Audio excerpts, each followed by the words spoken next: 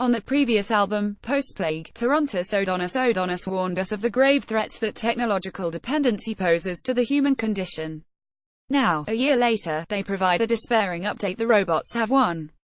Where they were once a surf-damaged noise punk trio, with no pop, Odonis completed their incremental transformation into a bionic replicant version of their former selves. Their souls are trapped in the machine, screaming to get out. The last vestiges of their humanity have been choked out by wires, their internal CPUs threatening to violently short-circuit without warning. Post-Plague saw the group embracing the mechanized grind and aggression of EBM without sacrificing their primordial, paint-peeling dissonance. The album was so spot-on in its 1980s Mute Records evocations that they could drop a Howl for Howl cover of Nitzer Ebb's Join in the Chant in their setlist last year without missing a beat. But while No Pop shares its predecessor's compact, 10-track structure, the new album feels less like a series of discrete strobe-lit shocks than a single, amorphous, ultraviolet-lit piece. This is industrial punk shot through the smelting plant, mercurial machine music that solidifies and decomposes at regular intervals. And even though it eases up on Post-Plague's anvil-crushing pummel, it's a more viscerally tense listen. The first lyric we hear on the record is "We have to talk," a phrase that's never followed by good news. It's especially worrisome coming from singer Dean Zanos, who sings with the unnerving numbness of a movie villain savoring the taste of his own blood after getting hit in the face.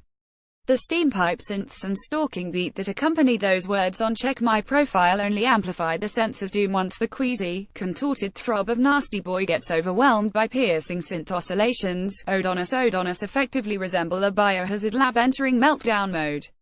As they've moved beyond the lockstep thrash of some industrial music, Odonis have become ever more adept at doing more with less. One creates a suffocating sense of dread using just a circular bass frequency pattern and synth squiggles that feel like spiders crawling up your neck. By the second, meanwhile, is psychedelia stripped of its splendor, its chiming keyboard melody engulfed by icy textures like sunlight swallowed up by black clouds. Zanos ominously repeats the words "every second counts," followed by a pained exhalation of R's that sound like a lost soul trying to remember what bliss feels like. Both tracks are best appreciated in the context of the album sequence, where they counterbalance the pulse-bounding peaks found elsewhere, like the Liaison Wax track's thrust of a razor knot and 9 Inch Nails' cover of Vision, a nerve-wracking jolt of diseased techno that retrofits Suicide for the Supper Club.